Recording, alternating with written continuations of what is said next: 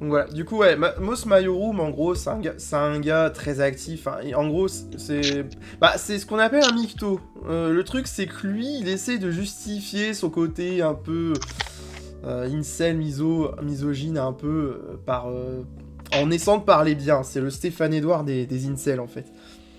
Non, parce que Stéphane Edouard a aussi un côté incel, mais lui, on va dire que il se distingue par d'autres biais. C'est-à-dire qu'en gros, il essaye de parler très compliqué, très...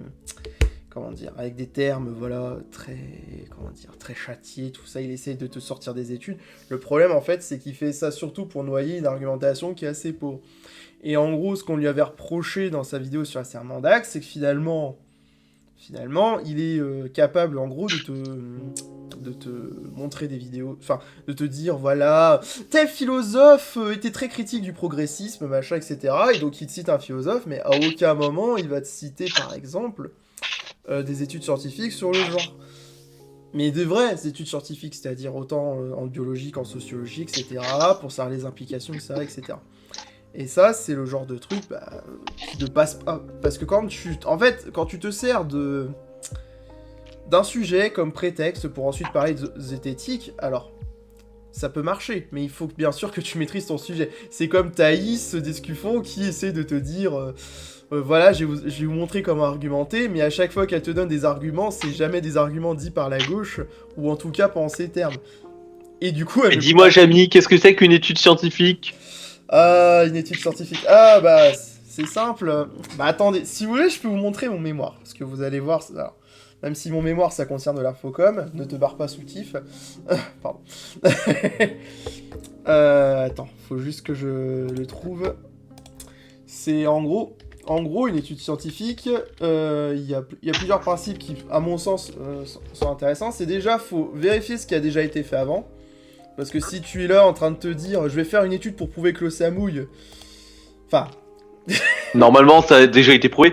Voilà, non, si je pose la question, c'est pour les personnes qui, concrètement, dans les faits, entendent parler d'études scientifiques, mais n'ont jamais réellement eu, entre guillemets, d'informations là-dessus, quoi, concrètement. Oui, voilà. Bah, en gros, bah tiens, je vais passer directement en... T'as bien fait. Ton mémoire, il est public ou... Enfin, t'as le droit de le montrer en public ? Je peux montrer la structure, en tout cas, le sommaire, tout ça, enfin, ça, c'est pas... Après, ils ont pas demandé... mais...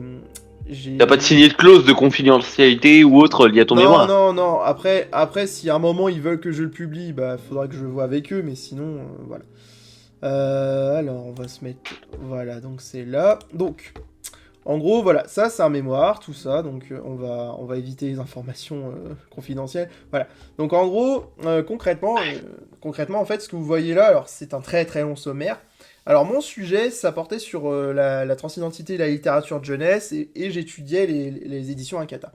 Et en gros, ce qu'on appelle l'état de l'art, que vous voyez ici dans la partie 1, donc c'est celle-là, là, c'est censé être la base, on va dire, de votre réflexion. C'est-à-dire que vous avez une question, une problématique, et à partir de ça, vous allez chercher tout ce qui concerne ce sujet pour être sûr de ne pas essayer de réinventer la roue. Parce que comme j'ai dit, si vous faites une étude pour prouver que l'eau ça mouille, bah félicitations, tu as sûrement beaucoup d'études sur le sujet. Bon, est-ce que tu as vraiment besoin de faire une étude là-dessus, quoi ? Surtout, ça peut poser des problèmes liés au plagiat, parce que même si t'auras beau avoir la meilleure volonté du monde, dans les faits, on pourra considérer que ton truc, ce sera du plagiat à partir du moment où tu reprends les mêmes arguments, les mêmes trucs que quelqu'un qui a déjà fait son truc scientifique. Voilà. Et à partir de ça, en fait, ce qu'il faut comprendre, c'est que du coup, par exemple, là, dans mon état de l'art, j'ai abordé la notion d'identité, les gender studies et les transidentités, parce que c'est le champ précis que je traite pour étudier la littérature de jeunesse. Et ensuite, la littérature de jeunesse comme une littérature très encadrée, parce que bah, forcément, il fallait que je parle en fait de comment l'individu se construit, quelle est la place du genre en tant que tel, du coup, et comment se situe la transidentité par rapport à ça dans la littérature scientifique. Et ensuite, fallait raccorder ça à la littérature jeunesse et faire un état des lieux. C'est-à-dire que je vais pas... La littérature jeunesse, en fait, c'est à la fois une littérature très intéressante à étudier, parce que du coup, ça participe beaucoup au développement des enfants. Mais à côté de ça, c'est une littérature aussi qui, comme toutes les autres, tombe sous les lois du marché économique. C'est pour ça que pendant un moment, par exemple, on avait beaucoup de fiction basée sur la dystopie, avec des gens très beaux, très bien maquillés, en train d'essayer de survivre dans la nature. Je caricature un peu, mais voilà. Macron d'émission. Voilà. Ah oui, c'est vrai que j'ai oublié de le mettre, lui. Je le mettrai. Non, tu l'as mis. Je te confirme que tu l'as mis. Je l'ai mis celui-là, ok. Donc, et ensuite, alors, la partie 2, c'est tout ce qui concerne la méthodologie de recherche. Et là, en fait, à partir de ce que vous avez fait, de ce que vous avez trouvé sur la question, vous dites, ah, il y a un axe que je dois étudier. Parce qu'il n'est pas abordé, tout ça, dans les études que j'ai faites. Et concrètement, c'est ça aussi le principe, en fait, de la méthode scientifique, c'est qu'à chaque fois, il n'y a pas de vérité intangible, en fait, en sciences. Dans les sciences, il y a toujours des études qui sont menées, qui ensuite mènent à un consensus, mais le consensus en lui-même peut ensuite être mis en cause par des nouvelles découvertes, en fait. C'est pour ça qu'en science, il faut toujours se remettre en question, et remettre en question les divers... les divers points de vue qui sont exposés. Alors bien sûr, il faut que ces points de vue aient des bases solides pour être étayés, hein, parce que si vous me dites que la Terre est plate juste parce que quand on regarde loin, le sol est plat, bon, c'est un peu faible comme argumentaire. Et donc, une fois que vous avez fait ça, vous allez chercher à faire une méthodologie de recherche. C'est-à-dire une méthodologie que vous allez suivre, qui va vous permettre ensuite de récolter des données. Et parfois, voire même souvent, en fait, ce qui se passe, c'est que quand vous faites une étude avec des présupposés, c'est-à-dire vous avez des questions de recherche et des hypothèses, des fois vous allez partir avec des idées en mode je m'attends à tel résultat. Et finalement, vous allez vous rendre compte que y a un résultat qui ne correspond pas du tout à ce à quoi vous aviez prévu. Et ça, c'est et ça, c'est ce qu'on fait dans la partie interprétation des données, donc la partie 3 ici, qui en gros est une partie où en fait, vous allez interpréter les données au regard de votre état de l'art, et ceci va vous permettre à la fin de répondre à vos questions de recherche et à vos hypothèses. Et à partir de là, en fait, ça fait une première étude, tout ça, etc., qui peut ensuite peut-être utilisé par quelqu'un d'autre qui va se dire « Ah, d'accord, il ou elle a abordé cette thématique de telle manière, mais moi, j'ai envie de faire d'une autre manière. » Et c'est comme ça qu'on nourrit la littérature scientifique, en fait. Voilà. Et rapidement, pour éviter de montrer... une bibliographie, en gros, ça donne ça, quoi. ça donne beaucoup de bouquins à lire, voilà. Alors ça aussi, c'est les bouquins... Ça aussi, c'est tout ce qui compose mon corpus. Donc les corpus, c'est en gros mon objet d'étude, quoi. Et c'est assez en fait, c'est assez intéressant parce que finalement, vous êtes obligé de vous taper pas mal de bouquins, tout ça, etc. pour essayer d'étudier. Mais en même temps, après, vous faites une étude de terrain. C'est-à-dire que vous avez un terrain de recherche qui est délimité, etc. C'est pour ça que quand, du coup, j'en reviens à la fameuse vidéo de Moss Majorum au sujet d'Asserment d'Axe, tout ça, où il disait non, je ne définirais pas ce que c'est un garçon, etc. Je peux affirmer que le fait de se contenter juste de philosopher sur le sujet, sans forcément essayer de remettre en question tout ce que dit la littérature scientifique dessus, malheureusement, c'est pas une position viable en fait, parce que du coup, tu fais juste de la philo, quoi. Sauf que t'auras beau affirmer un truc, te dire ah ça a l'air logique, ouais, mais le problème c'est que les faits te donnent tort, quoi.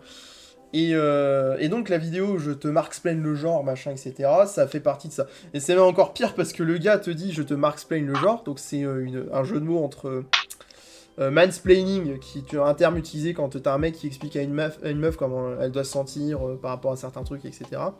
Et Marx, du coup, qui est le créateur du... Groucho Marx. Voilà. Non, c'est celui marteau faucille, tu vois. Marteau faucille.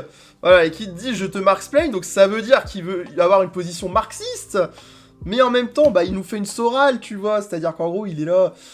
en train de t'expliquer des trucs, enfin, sans utiliser du tout les outils qu'utilisent normalement les marxistes pour étudier un sujet, tu vois.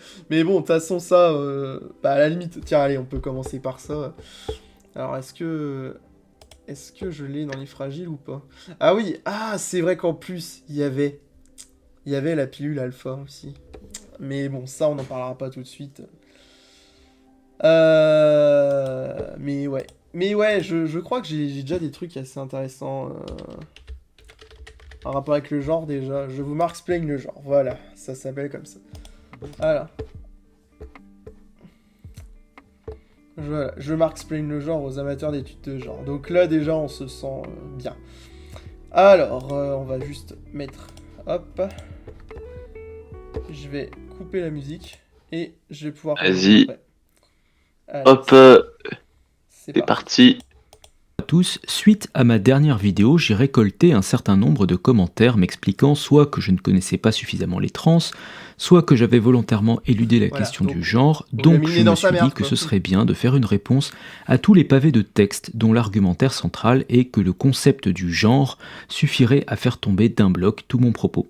Comme je sais que ce terme de genre a le bon goût d'offrir une certaine liberté d'interprétation aux idéologues, et que je ne veux laisser aucune échappatoire à ceux qui voudraient utiliser un peu de ce flou pour faire disparaître la dualité homme-femme, je vais prendre le taureau, qui s'identifie comme une vache, par les cornes. Vous voulez parler de genre? Eh bien très bien, on va en parler. Le plan de la vidéo est simple, on va aller du plus général au plus individuel. On va commencer par parler d'anthropologie, ensuite on fera un peu de marksplaining à ceux qui se revendiquent de la gauche consciente, et on finira par une interrogation sur le lien entre individus et impératifs sociaux. Déjà là, c'est bien parce que tu sens qu'il a rien compris parce qu'il va te parler d'anthropologie, mais à aucun moment. Parce qu'il n'y a pas que de l'anthropologie, en fait, dans les études de genre, t'as de la sociologie, t'as aussi des études de biologie aussi, alors, parce que du coup, j'avais fait un commentaire sous son autre vidéo, donc on pourra y revenir et tout après, et tu sens que le gars, déjà, ah là là, tu sens que le gars, déjà, il est là en mode, ouais, je vais parler d'anthropologie, donc il essaye de se donner un côté sérieux, mais en gros, vous allez voir qu'en fait, tout se résume à aller à un ou deux articles, et c'est tout, ça ne va pas plus loin, enfin... Tout Voilà. d'abord, quel est exactement le point qu'essayent de tenir les partisans de la notion du genre? Eh bien, un peu comme certains encyclopédistes de la période des Lumières, ils ont observé que les attributs de la féminité et de la masculinité variaient selon les cultures. Ce que j'appelle attributs ici, ce sont les comportements attendus, les vêtements, les métiers, les activités, les représentations, etc. C'est l'ensemble de ces attributs qui caractérise un genre. Soit dit en passant, vous constatez avec moi que le grand champ de ce que couvre le genre expose immédiatement cette notion à un flou interprétatif. Oui, bah parce que c'est comme ça en fait le genre. C'est-à-dire que c'est utilisé d'une certaine manière pour essayer de catégoriser hommes et femmes, tout ça, etc. Et le fait que ce soit différent selon des situations, en fait, ça dépend. Et là, bah, on va prendre le point de vue marxiste sur le sujet. Ça dépend beaucoup, en fait, bah, de la situation présente, en fait, dans chaque pays, dans chaque culture, etc. C'est-à-dire qu'en gros, c'est un truc tout bête, par exemple, mais tiens, je vais prendre l'exemple de la Corée du Sud. Là, en ce moment, par exemple, tout ce qui est conception... Enfin, avant, tout ce qui concernait les conceptions de la natalité, tout ça en Corée du Sud, c'était centré autour de l'idée que oui, il faut que la femme puisse enfanter, etc. Mais en même temps, il y avait des mouvements féministes qui disaient que... Enfin, qui voulaient... qui militaient, en fait, pour l'avortement, etc. Donc... Et ce qui a fait que, du coup, il y a une sorte de tolérance entre les deux. Une tolérance entre le groupe un peu plus conservateur, tout ça, etc. Et le groupe un peu plus, comment dire, concentré bah, vraiment sur le bien-être de la femme, sur son autonomie du corps, etc. Sauf que dès le moment, en fait, où il y a eu une chute de la natalité, bah, ce rapport de force-là s'est très vite détérioré, étant donné que bah, c'est le côté conservateur qui veut maintenant une politique nataliste et qui, du coup, veut légiférer sur tout ce qui concerne l'avortement. Et on remarque que c'est assez représentatif en fait de certaines sociétés, c'est-à-dire que quand il y a des intérêts de la part des classes dirigeantes, tout ça, etc., concernant certaines questions, bah, du coup, le fait de s'opposer à d'autres classes, par exemple, bah, comment dire, c'est amené à cause de situations économiques, sociales, etc., qui sont très différentes.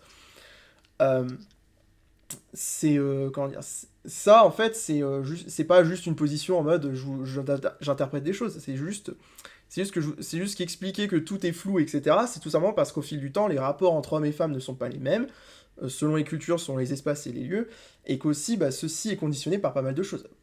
Mais de toute façon, on en parlera dans la partie sur le marksplaining, tout ça, etc., parce que c'est quand même assez incroyable.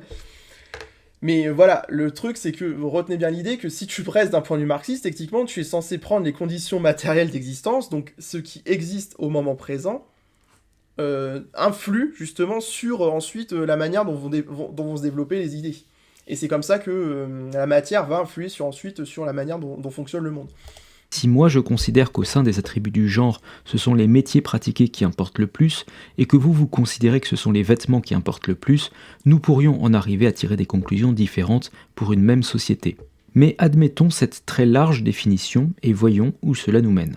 La grande observation de mes commentateurs, c'est que les attributs de la féminité et de la masculinité varient en fonction des groupes humains et des époques. Exemple, dans une civilisation et à une époque, on préfère les femmes rubensiennes avec un certain embonpoint, tandis que dans une autre civilisation et à une autre époque, on les préfère plutôt sportives et minces. Et apparemment, cette variabilité représente pour eux une contradiction qui suffit à tout remettre en question. Revenons donc aux bases. Que le moyen d'atteindre l'idéal de féminité ici soit incarné par la rondeur des femmes et qu'il soit incarné là par la sveltesse, change-t-il quoi que ce soit à l'existence de cet idéal ou même à la fixité de cet idéal? Assurément non. La sveltesse ou l'embonpoint sont des moyens plutôt que des dimensions de la féminité. Pour illustrer cet enjeu philosophique, je vais citer un passage de L'homme du ressentiment de Max Scheler. Alors voilà, et c'est là déjà qu'on voit le truc, c'est qu'il parle d'idéal. Le problème, c'est qu'il n'y a pas une notion... c'est qu'il n'y a pas... En fait, il ne réfléchit pas au pourquoi les choses ont été décidées de telle ou telle manière. Alors, je ne suis pas spécialiste dans ce qui concerne les critères de beauté à certains endroits. Mais voilà, déjà, ça vous montre déjà le niveau du mec, c'est qu'à aucun moment, il ne pose la question de pourquoi, à ce moment-là, ça s'est passé comme ça. Pour lui, juste à un moment, il y a eu des idées.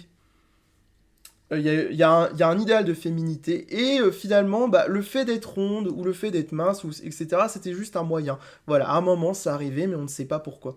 Alors que pourtant, il y a des raisons de croire... il y a des raisons sur les critères de beauté selon des époques, etc. Il y a des raisons. Il y a par exemple eu des propositions, comme quoi, par exemple, c'était les classes bourgeoises qui, des fois... influait parfois sur la... Comment excusez-moi. Influait parfois sur les critères ensuite de mode, de beauté, etc. Ce qui amène en plus des situations, par exemple, en gros, des bourgeois vont par exemple se sentir uniques parce qu'il y a telle ou telle chose qui leur est propre, etc. Tel ou tel trait culturel, etc. Et puis, au bout d'un moment, ça va se populariser, et là, les bourgeois vont se dire, bon, on va se tourner vers autre chose, tout ça, etc. Ce qui crée un décalage, parce que finalement, en fait, les basses populations se disent à la mode, alors qu'en fait, elles ne font que suivre en retard les classes bourgeoises qui, eux, ont déjà abandonné totalement ces traits culturels. Et c'est pour ça que là, déjà, le côté un peu idéaliste, en se disant non, mais voilà, il n'y a que des moyens d'atteindre un idéal, déjà, rien que là, ça pue, quoi. Surtout dans une vidéo sur le marksplaining, sur le genre, etc. Enfin, voilà. Les relativistes montrent seulement que, selon l'état du savoir humain et de la pratique des civilisations et des cultures, ce ne sont pas toujours les mêmes activités qui ont été considérées comme utiles au bonheur humain ou à la réalisation maximale de la vie, c'est-à-dire en dernière analyse, et même pour le relativiste, comme adéquates au bien suprême. Ils ont montré par exemple que dans une société essentiellement militaire, où la guerre est un moyen d'existence, la vaillance, le courage, etc., sont des qualités plus utiles au bonheur général que l'amour du travail, l'application, l'honnêteté, qualité en honneur dans une société industrielle. Ou encore que dans celle-ci, le vol passe pour un crime moins grave que le brigandage, alors que c'est l'inverse pour celle-là, chez les anciens germains par exemple. Mais la conclusion qu'ils cherchent à établir, c'est que la valeur fondamentale demeure identique et que les variations ne sont dues qu'aux conditions historiques où on cherche à réaliser cette valeur, en l'espèce le bonheur. Alors, c'est ça. Alors là, ça, c'est un autre point qui est totalement con, je trouve, dans sa vidéo, c'est qu'en fait, là, en fait, c'est un truc qui est assez récurrent chez lui, c'est de confondre... c'est le fait de dire qu'il y a un fait social, Le fait de dire que dans telle culture ça se passait comme ça, dans telle autre culture, etc. Alors, déjà, ça prouve effectivement une certaine... comment dire ça prouve déjà que, effectivement, selon les situations, l'homme ne se développe pas de la même manière, ce qui est tout à fait logique dans une perspective matérialiste, encore une fois. Mais bon, j'expliquerai ça un peu plus tard. Mais à côté de ça, il donne l'impression que, par exemple, finalement, nous, voilà... si on constate un fait social, si on l'étudie, etc., ça veut dire qu'au fond, on le voudrait. C'est-à-dire qu'il y a le côté relativiste en mode « Non, mais ça, c'est aussi bien que l'autre ». En fait, sauf que là, il est dans une logique qui n'est pas du tout scientifique, en fait, parce que personne ne va dire que telle société est mieux que telle autre, en fait. J'en veux pour preuve, par exemple, c'était Dany Erras qui, à un moment, citait le fonctionnement des tribus Mozo en Afrique, dans un contexte où il parlait des hommes cocus, tout ça, etc. Sauf qu'à aucun moment, ils ont dit « Ah, ça, c'est mieux !» Non, au contraire, ils ont même dit que, du coup, ça amène d'autres problèmes. Et c'est ça qui est très intéressant, en fait, quand tu étudies d'autres cultures du monde, c'est qu'à la fin, tu te rends compte que des fois, certains détails qui changent à cause d'un mode de vie, à cause d'un environnement, etc., ça peut amener... ça peut, des fois, entre guillemets, résoudre ce que nous pensons être des problèmes, mais aussi en amener d'autres. Et c'est ça qui est intéressant, en fait, dans l'évolution des sociétés humaines, en fait, c'est que c'est très changeant, c'est vibrant de vie, quoi, et du coup, ça amène des situations, où la société telle qu'on la pense aujourd'hui, ça se trouve, ce sera pas du tout la même chose dans 100 ans, 200 ans, etc. Et tout comme la manière dont on pense la vie aujourd'hui n'est pas du tout la même chose qu'il y a 200, 300, 400, 5000 ans, enfin bref, tout ce que vous voulez, quoi. Et ça, c'est très intéressant. Et le problème, c'est que ce n'est pas parce qu'on constate un fait social que forcément ça veut dire qu'on voudrait cette situation-là. Les relativistes de la morale ne sont en réalité que les absolutistes de leur époque. Les variations des mœurs ne sont pour eux que des étapes dans la genèse de la morale de leur temps, érigée ainsi en idéal et en norme du passé. Ces mots de Max Scheler résument assez bien ce que nous allons voir par la suite. Car là où nos amis du genre tentent de nous faire prendre des vessies pour des lanternes, c'est qu'ils voudraient nous faire croire que les variabilités des moyens pour atteindre des idéaux, propres à chaque sexe, impliquent nécessairement que ces idéaux eux-mêmes sont variables et qu'ils sont 1. Absolument arbitraires, 2. Incompatibles avec une bicatégorisation homme-femme, 3. Tellement confus qu'ils prouveraient l'existence d'une infinité de genres et partant 4. Absolument discutables et malléables. Parce que oui, venons-en tout de suite au cœur nucléaire de la discussion sur le genre, l'idée que la bicatégorisation homme-femme n'a aucune raison d'être est ce qui préoccupe nos idéologues du genre. Alors, si la bicatégorisation homme-femme n'a aucune raison d'être, ça c'est une revendication politique, déjà. C'est-à-dire que, et puis, quoi que tu veuilles, et ça c'est quelque chose qu'on constate dans la littérature scientifique, c'est que, à la fin, il y a des gens qui ne se considèrent pas hommes ou femmes. Des gens qui n'aiment pas cette bicatégorisation, comme tu le dis, et qui n'y s'y reconnaissent pas. Et ça ne veut pas dire que c'est des fous, quoi que ce soit, c'est juste que c'est un fait social. C'est-à-dire que peu importe la manière dont tu vas imaginer les choses, le fait qu'il y ait déjà plusieurs genres existe tout simplement parce que la situation a été déjà pensée par des individus. Alors pas la majorité si tu veux, ok d'accord, mais ces faits sociaux, c'est-à-dire le fait de se poser la question le fait de se poser la question sur le genre et de refuser, on va dire, la binarité homme-femme, ça existe déjà. J'irais même plus loin en disant que là, encore une fois, tu ne réfléchis pas... Enfin, Moss Maiorum, en fait, ce que j'aime bien, c'est qu'il réfléchit pas du tout sur le pourquoi du comment. Il ne se dit pas « Ah, mince !»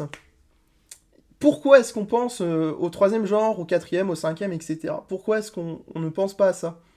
Il se pose pas la question de ce qui a été fait. Bon. Alors après, je vous fais une arrière spoiler, quand il va mansplainer, ça va être tout centré autour de trucs un peu... limite un peu théorie du complot, mais bon, j'aime pas le fait de dire complotiste comme ça, tout va, donc vous verrez bien par vous-même. La littérature anthropologique évoque depuis les années 70 l'hypothèse d'un troisième genre dans certaines cultures. Selon une revue de littérature que j'ai consultée, le terme est pour la première fois utilisé par M. Kay Martin et Barbara Voorhees dans un livre de 1975 intitulé « Female of a Species ». Je suis obligé de préciser que dès sa sortie, ce livre a été considéré comme assez médiocre par la communauté scientifique, notamment dans une note de lecture pour le journal Science. Dans le chapitre 4 de ce livre se trouve la proto-théorie du troisième genre qui émoustille tant les idéologues contemporains. J'aime bien le côté proto-théorie parce qu'en fait, il utilise des termes totalement à chier, tu sais. En mode, vas-y, vas-y, je vais dire ça, comme ça va montrer que je sais de quoi je parle et tout.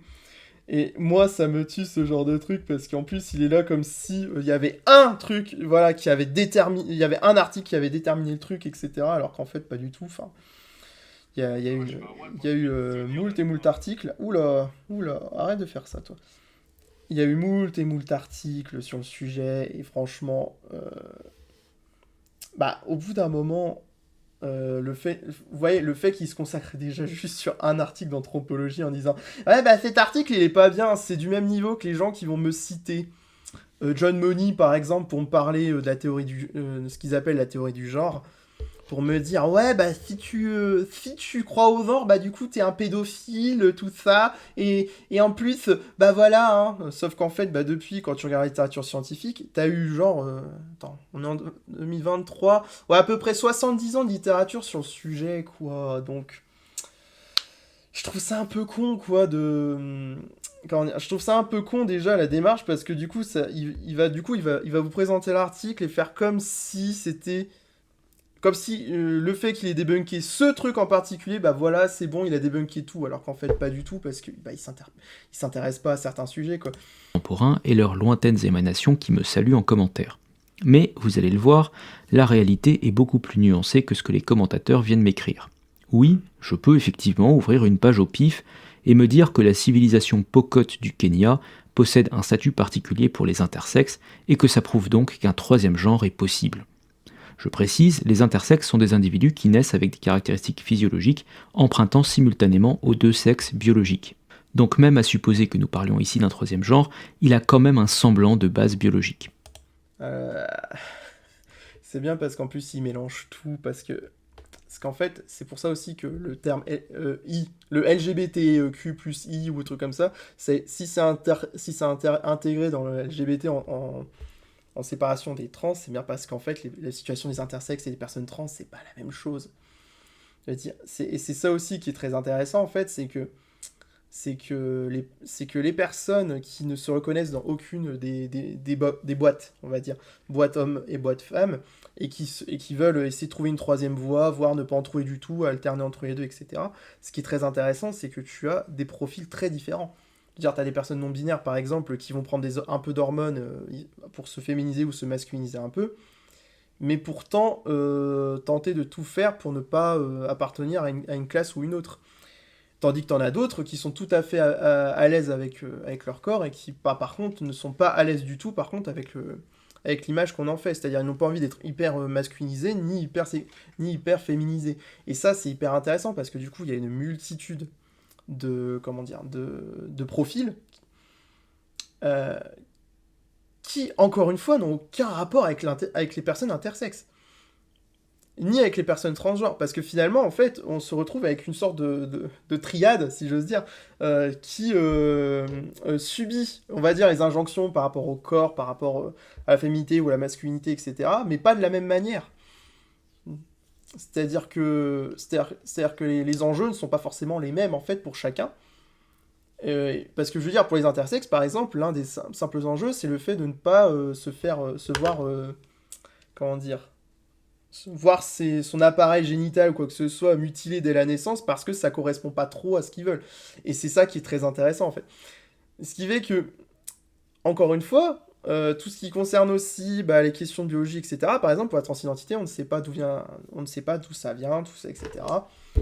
Et pour la non-binarité, ça se trouve peut-être qu'il y a une base biologique, j'en sais rien, mais pour l'instant, la recherche n'a rien donné à ce niveau-là. Mais quoi qu'il en soit, à la fin, le fait de faire un discours un peu confus, c'est-à-dire entre parler de troisième genre, mais en même temps parler des intersexes, etc., c'est ne pas comprendre en fait la notion même de genre, en fait. Parce que, pour vous expliquer un peu, le genre, c'est vraiment Alors, il y a des éléments qu'il a dit plus tôt qui sont intéressants, c'est-à-dire le fait, par exemple, que le genre, il y a tout un ensemble, on va dire, d'attributs, d'attitudes accordées au féminin et au masculin, mais il y a aussi toute une expérience intime de la part de la personne qui doit être prise en compte, en fait. Parce que, à partir du moment... Parce qu'en fait, le genre peut être un outil pour atteindre, par exemple, on va dire... un certain objectif de masculinité ou de féminité, mais aussi tout simplement un objectif d'indépendance. Sauf que le problème en fait du système actuel, et c'est une remise en question militante, pas scientifique, c'est qu'à la fin, étant donné que pour l'instant on admet que le masculin et le féminin, du coup on se retrouve dans des situations où par exemple, comment je pourrais dire ça on se retrouve dans une situation où, par exemple, les personnes non-binaires sont vues comme des sortes de monstres parce que d'un côté, ils ne veulent pas se conformer à leur sexe de naissance, mais de l'autre côté, ils veulent pas aller non plus de l'autre côté, enfin de l'autre. Et en plus de ça, comment dire, ces problèmes aussi de binarité se posent aussi quand à un moment, on se retrouve face à une personne qui manifestement veut appartenir au genre femme, mais à quelques caractéristiques du genre de ce qu'on associe généralement au genre masculin. Et c'est là que du coup ça peut amener des discriminations, etc. Alors que des fois, ça peut tout simplement être totalement con. Hein. Je veux dire, par exemple, une lesbienne qui est hyper masculine peut se faire agresser alors qu'elle n'est pas trans. Et c'est ça qui pose problème en fait dans la binarité homme-femme, c'est que du coup ça amène des situations de discrimination intense, et aussi de répression par la police, par pas mal de choses. Donc voilà, c'est pas juste une question de le troisième sexe c'est forcément le troisième genre. Non, non, non. D'ailleurs le troisième sexe, c'est-à-dire être intersexe, c'est forcément être un troisième genre. Non, non, pas du tout. C'est un raccourci qui, à mon sens, doit pas être fait, quoi. Mais donc voilà, a priori, me voici finalement devant les faits, les intersexes avaient un statut particulier chez les pocotes, donc il a toujours existé plus que deux genres.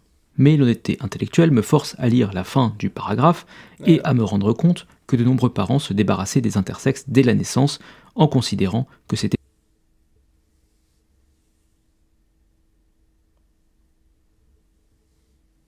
Alors voyons voir, quel paragraphe du coup.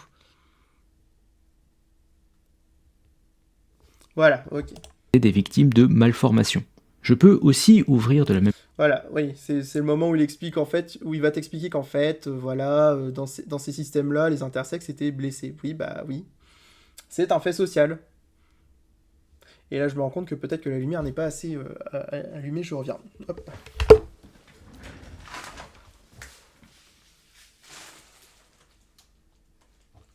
Ah.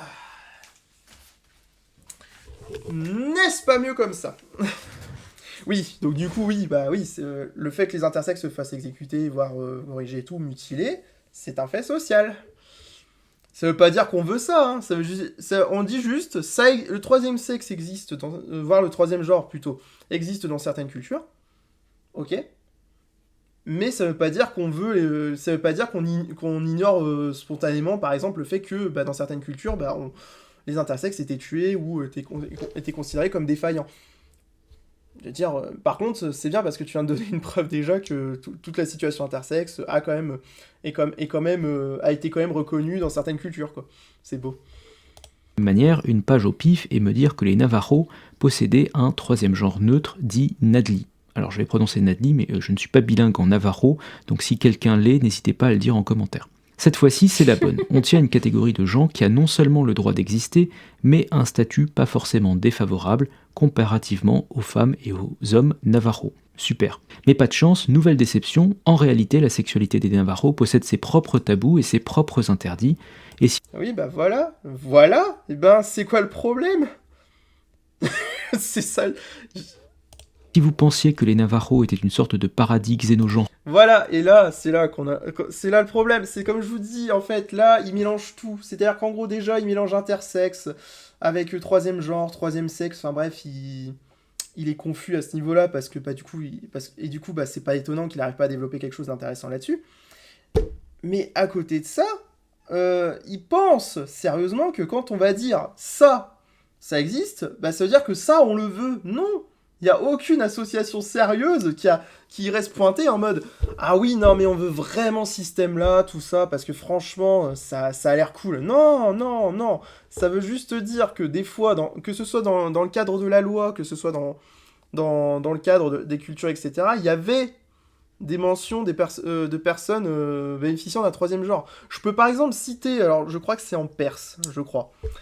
Faudrait que je revérifie. En Perse, par exemple, dans la loi, il est prévu que si un homme veut vivre en tant que femme à un moment, il puisse bénéficier de certains droits concernant la succession et l'héritage de son père, par exemple.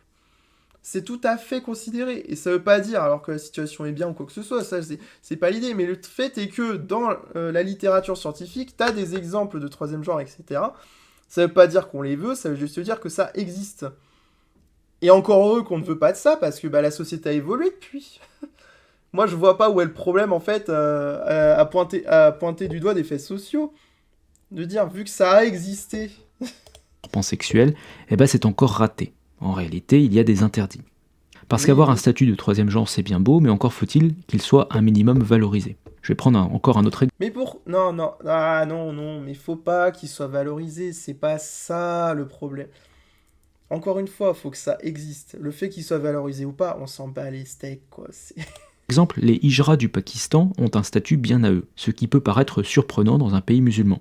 Mais ce statut les enferme littéralement dans un rôle de danseur de mariage qui permet d'éviter l'inconvenance de faire danser des femmes devant des hommes. Le plus grand nombre n'a pas réellement de travail en dehors de celui des danses de mariage et de la prostitution. Et à l'échelle de la société, ils sont méprisés, isolés et doivent se couvrir le visage pour sortir de chez eux. Devrions-nous nous en inspirer, chers amis idéologues ? Plus proche de nous, Non, non, bah non. Là, on est d'accord sur ce point, mais là, le problème, c'est que t'as rien prouvé. T'as juste montré que dans certaines cultures, les personnes, même où on reconnaissait, on va dire, un troisième genre, on les maltraitait. Ce qui en soi n'est pas si différent d'aujourd'hui, étant donné qu'il y a encore des violences qui ont cours, notamment sur les personnes intersexes avec la mutilation, comme j'ai dit tout à l'heure, mais t'as aussi des violences qui ont cours sur certaines personnes trans, qui des fois sont obligées de tomber dans des trucs genre la prostitution pour pouvoir survivre au lieu d'avoir un taf, comment dire, qui les met moins en danger. Elles se font agresser, tout ce qui est toilette, tout ça, etc. Enfin, dire, au bout d'un moment, c'est ça qui est intéressant aussi, c'est de voir que dans l'histoire, finalement, même si on a plus de droits, machin, etc., il y a quand même des choses qui ont très peu changé, quoi, finalement.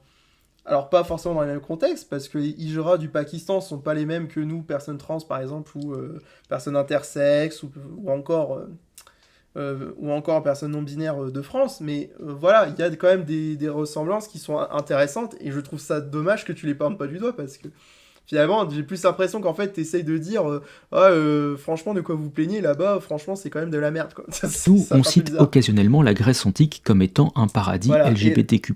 Je vous promets que et là, la page Wikipédia sur ce que j'aime bien, voilà, le truc à ne pas faire, citer la putain de page Wikipédia qui n'est pas à jour, qui n'a aucune référence au-delà de 2007, mais il la cite. Et ça, c'est beau, putain. la transidentité en Grèce antique vaut son pesant d'olives de Kalamata. Mais en dépit de cette charge Alors, pour remettre les choses en place, globalement, hein, en philosophie, en fait, il y avait des manières de voir le monde qui étaient assez différentes. Et je crois que c'est Aristophane, si je dis pas de bêtises, qui à un moment, en gros, avait théorisé le fait que avant, il y avait avant qu'on soit des humains tous, etc. Et il y avait une logique d'expliquer l'amour, etc. Avant, on était des hommes et des femmes avec deux visages, deux paires de jambes, deux paires de bras, etc. Et c'était pas juste hommes et femmes fusionnés ensemble, il y en avait d'autres en fait. Il y avait des hommes fusionnés entre deux, il y avait des femmes fusionnées entre deux, et c'était censé expliquer à peu près pourquoi l'humain était attiré l'un vers l'autre. Voilà, c'était juste une petite légende comme ça, etc. Et c'était hyper intéressant parce que du coup, plus tard, quand des écrits ont été récupérés par les chrétiens et tout, etc., et qu'il fallait essayer de convaincre et tout, bizarrement, Aristophane n'a pas été retenu. Bizarrement. Même, enfin voilà, c'est... Après, je corrigerai si c'est pas Aristophane, de toute façon, au montage du stream, mais voilà. idéologique, la société grecque athénienne, car soyons précis, la plupart des gens ne pensent qu'à la société grecque athénienne, était beaucoup moins proche des standards LGBT qu'une certaine presse voudrait nous le faire croire. Je vous renvoie à une vidéo. C'est ça le truc que... C'est ça le truc que j'adore en fait, c'est qu'il te sort les trucs en mode ouais, on veut la société comme en Grèce, sauf que pas du tout, c'est juste qu'en fait on faisait remarquer que dans certaines situations en Grèce, il y avait quand même pas mal d'éléments intéressants et tout. Et puis en plus, alors, parce que je sens venir les gens qui vont me dire oui, mais en Grèce il y avait de la pédophilie, je fais oui, mais à l'époque la pédophilie était totalement, comment dire, légale et... Enfin, et c'est pas pour dire maintenant il faut faire la pédophilie, non, c'est pas du tout ça, c'est juste que... C'est juste que ben, le problème c'est que tu comparais notre époque à l'époque d'avant, parce que par exemple, rien que le fait de dire de parler de LGBTQ+, à l'époque de la Grèce antique, ça n'a aucun sens. Parce que là tu fais un de ces anachronismes à la con, enfin ça sert à rien. Clairement. En anglais qui, sans aucune prétention académique, résume en fait pas mal les problèmes d'interprétation de la société grecque par des idéologues. Tout ce tunnel d'anthropologie pour en arriver à quoi ? Eh bien, parmi le très grand nombre d'anthropologues experts des civilisations Pokot et Navajo qui suivent ma chaîne, un biais assez systématique de sélection des données semble exister. Voilà, En anglais. et c'est ça que j'aime bien, c'est que finalement, lui aussi fait du cherry picking, parce que c'est ça un biais de sélection des données, parce qu'à aucun moment il a convoqué des auteurs qui soient un minimum renseignés sur la question du genre, hein, qui expliquent un minimum certaines choses, etc. Parce que, par exemple, c'est un truc tout con, mais le matérialisme, par exemple, il y a un bouquin qui s'appelle Matérialisme trans, qui est très intéressant en soi, et qui à un moment justement remet en cause l'utilisation de la notion de troisième genre dans les débats en fait, avec, pour la question de la transidentité, parce qu'en fait le problème étant que c'est bien beau de dire voilà il y a eu un troisième genre, etc. Le truc c'est que un peu comme certains qui vont parler de LGBTQ+, en Grèce antique, tout ça, etc. Le problème, c'est que quand on parle de troisième genre, finalement, on met un concept à nous, occidentaux, qui est le genre, sur des concepts qui sont propres, par exemple, aux Amérindiens, qui sont propres aux Pakistanais, enfin, tout ce que vous voulez, etc. Ce qui fait que finalement, il y en a qui se posent la question, mais c'est quoi la pertinence, en fait, de faire ça, quoi, par exemple. Et c'est assez... alors, ça reste quand même assez intéressant, quoi, après, à aborder en tant que tel, en pointant le fait que c'est un fait social, c'est-à-dire que tu ne vas pas dire, il y a un troisième genre et tout, tu vas juste dire, il y a une manière, par exemple, de considérer les personnes intersexes de telle ou telle manière, ou les personnes qui présentent des traits qui pourraient correspondre à la transidentité d'aujourd'hui, qui sont traitées de telle manière. Tu peux faire un fait social, mais il faut prendre des pincettes quand tu transposes des concepts contemporains à des sociétés antiques, quoi. Par exemple. C'est ce qu'on appelle du cherry picking. Oui, voilà. Mais pour le dire simplement, cela consiste à... Alors, no joke, j'adore son maquillage. Il ou elle est magnifique. picorer dans les documents existants les seuls éléments qui étayent sa thèse. Or, on ne peut pas faire du cherry picking dans des civilisations de l'autre bout du monde et parfois d'une époque lointaine. On ne peut pas prendre un élément de traitement des intersexes Pokot.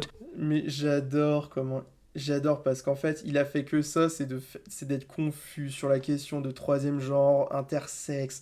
Ensuite, il est confus sur le fait... comment dire ? Il est confus sur qu'est-ce que le genre, tout ça, etc. J'adore parce que il fait exactement ce qu'il reproche aux autres de faire, et je suis d'accord qu'il y a quelques gauchistes qui pourraient faire ça, il n'y a pas de souci, qui pourraient abuser à ce niveau-là, mais putain, gros, tu fais la même chose que ce que tu reproches, quoi, c'est magnifique. En passant sous silence des infanticides Pokot. C'est malhonnête, intellectuellement. D'ailleurs, on ne peut pas non plus mélanger... Personne ne cache ça, oh là là, parce que personne ne veut de ces systèmes-là, oh là là là là. Entre elles des civilisations avec des éléments précis. On ne peut pas piocher par exemple un peu de non-binarité dans une tribu et un peu de pansexualité dans une autre pour mélanger tout ça et dire qu'en fait tout a toujours été fluide dans toutes les autres civilisations à part la nôtre. En fait, moi ça me fait marrer parce qu'en fait il a pas... Alors s'il y a un bouquin que je vous conseillerais de lire, qui est très intéressant et surtout... Je vous rassure, malgré le titre, ça fait pas... C'est pas genre des anachronismes, tout ça, etc. Alors, attendez. Ça s'appelle Les genres fluides. En gros, ça vous explique comment, au Moyen-Âge, t'avais des personnes qui ne vivaient pas selon leur sexe de naissance, mais selon Alors attendez. Par exemple, on te cite l'histoire de certaines saintes. Alors, le titre est provocateur, hein, là-dessus on est d'accord. Et par exemple, qui parlait de saintes qui ont vécu pendant des années, enfin qui ont été canonisées saintes, mais qui avant ont vécu en tant qu'hommes pendant toute leur vie en fait, et jamais une seule fois on les a reconnues. Et ça existe, ça existait au Moyen-Âge, tout ça, etc. Ce qui fait que déjà, rien que le fait de dire en Occident on n'a pas eu ça, si, on a eu ça. On a eu ça à des degrés divers et variés.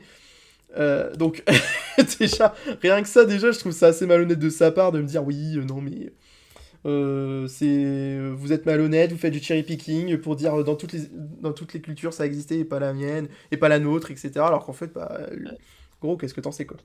Ah, j'entends du bruit. Alors, je tiens juste à dire un petit truc, pour info. Ouais, Je tiens juste à dire un petit truc, parce que là, j'écoute depuis tout à l'heure, je suis devant l'écran, donc voilà. Mais le j'explique mec, pas. quand même, hein.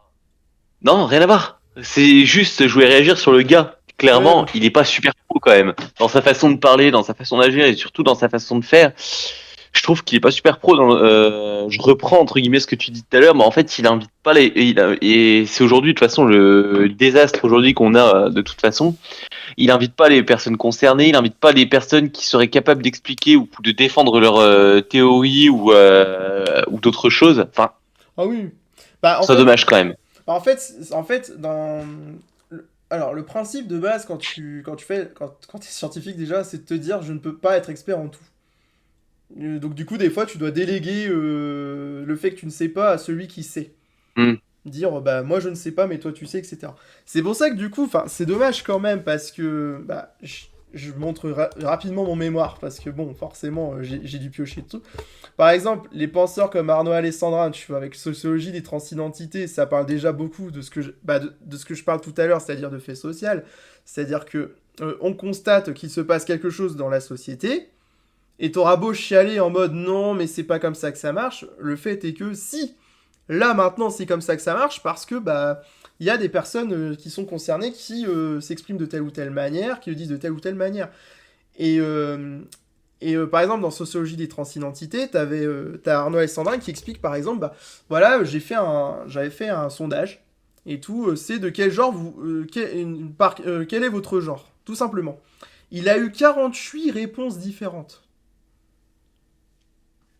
Et c'est ça qui est très intéressant, c'est que finalement, la manière dont se perçoivent les personnes transgenres varie fortement.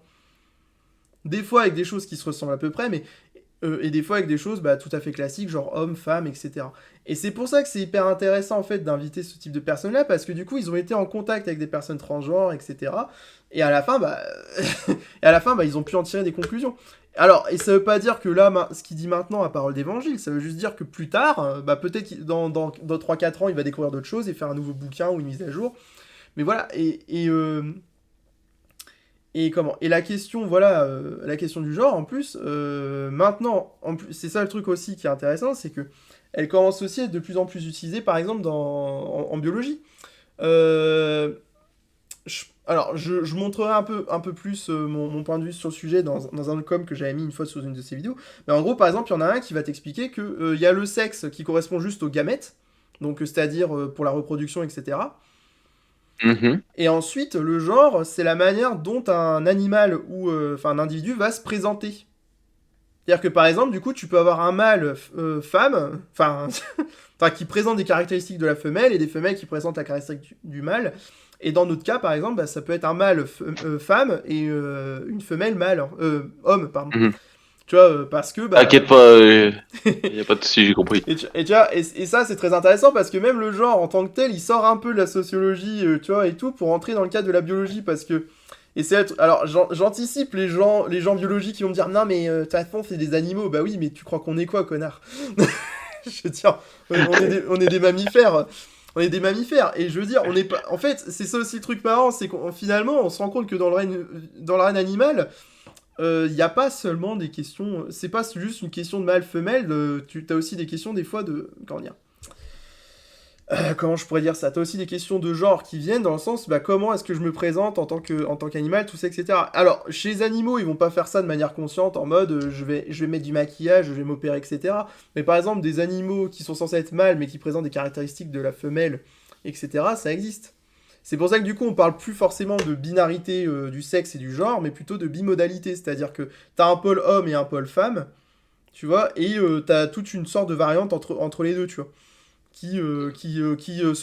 C'est-à-dire que les genres hommes et femmes sont assez poreux en fait finalement, tu vois. Et ça je trouve ça intéressant. Le problème c'est que vu qu'il est malhonnête dans sa vidéo, bah forcément il va pas en parler parce que sinon bah ça voudrait dire voilà à la fin ça voudrait dire bah du coup remettre un peu en question les choses et bah du coup faire vraiment du marxisme. Mais bon ça bon, voilà. Et c'est pour ceux qui se posent des questions, bah par exemple t'as Karine Espinera et Maudieu Stoma par exemple qui ont sorti aussi un bouquin qui s'appelle Il n'y a que de sexe. Enfin, un bouquin. Non, c'est pas le nom du bouquin. Le bouquin, c'est Transidentité et Transitude, se défaire des idées reçues. D'ailleurs, est-ce que je l'ai pas dans le coin, là Attends. Ah, merde, non, je l'ai pas. Ah, si, attends, il doit être là. Attends. Sauf que, comme j'ai tout un cirque là-dessus, non... Ah, non, c'est pas le bon. Ah, merde. Ah, merde. Il était bien, ce bouquin, en plus. Je l'ai acheté exprès et tout pour mon mémoire. En plus, c'était pas mal. Bah, attends, on va... Alors. Transidentité. Voilà. Alors, sur le cairn, mais sinon, bah voilà, c'est un livre comme ça. J'adore la photo. Alors, attends, est-ce que ça va se connecter ou pas? Ouais, voilà. Bon, ça coûte 20 balles après, mais franchement, le livre est quali. Vous pouvez facilement le trouver sur des trucs genre Z Library. Donc, franchement, foncez, c'est un banger absolu. Donc. Mais voilà, il y a plein de livres comme ça. En fait, tu te rends compte d'une chose, c'est que voilà, la question du genre, c'est pas juste ah mais il y a des trucs attribués aux hommes, il y a des trucs attribués aux femmes, et c'est tout comme ça, et c'est comme ça. Non, ça va bien plus loin que ça. Après, il essaie d'en plus d'essentialiser le truc, et avant plus tard dans les vidéos, tu vois, en mode vas-y. C'est normal qu'on ait inventé le genre, il faut garder ça, parce que sinon vous cédez au capitalisme. Non, parce que...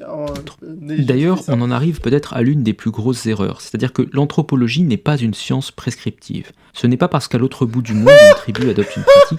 Mais putain, mais c'est ta logique, putain. À aucun moment on a dit que ce qu'on découvre dans un fait social doit être prescriptif. On ne fait que constater.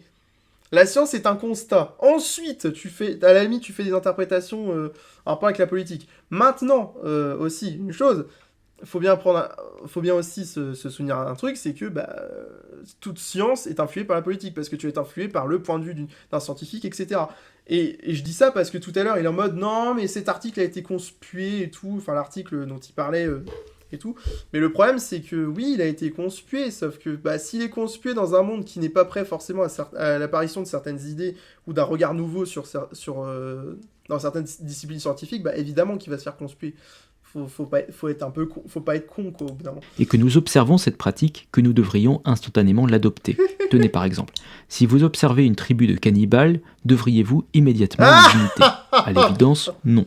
Mais en France, nous souffrons de l'héritage du relativisme coupable de Montaigne, qui, dans un traité sur la question des populations cannibales, écrit « Or, je trouve, pour revenir à mon propos, qu'il n'y a rien de barbare ni de sauvage en cette nation, à ce qu'on m'en a rapporté, sinon que chacun appelle barbarie ce qui n'est pas de son usage. » Le propos de Montaigne est assez symptomatique d'une sorte d'universalisme mimétique déraciné, qui se matérialise très concrètement par un présupposé d'intercompatibilité des pièces détachées de chaque culture.